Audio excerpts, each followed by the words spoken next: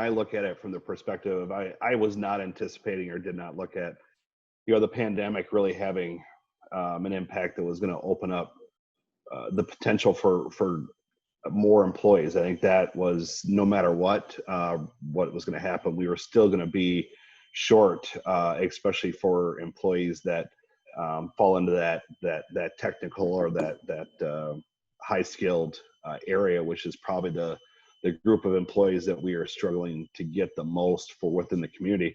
My concern with the pandemic aspect is that it's going to make it, I think, probably more difficult for people to relocate. And ultimately that's the target that we need to get to, is to try and drive more potential employees and candidate employees to get to the rural areas of central Wisconsin as it relates to us. But I think, like Todd mentioned at the beginning, this is not just a central Wisconsin thing. It really is an entire state. And we need, I think, for anything to be effective, it's got to be something driven statewide.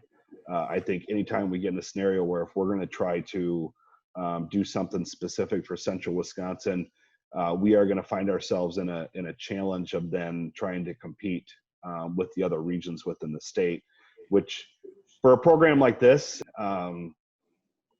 as far as giving incentives and providing things to draw people here, if we find ourselves trying to compete with other regional areas, it's going to be very difficult to be successful. I think if we can find something at a state level that really reinforces opportunities to attract folks to come to the rural areas of Wisconsin, that would help us tremendously.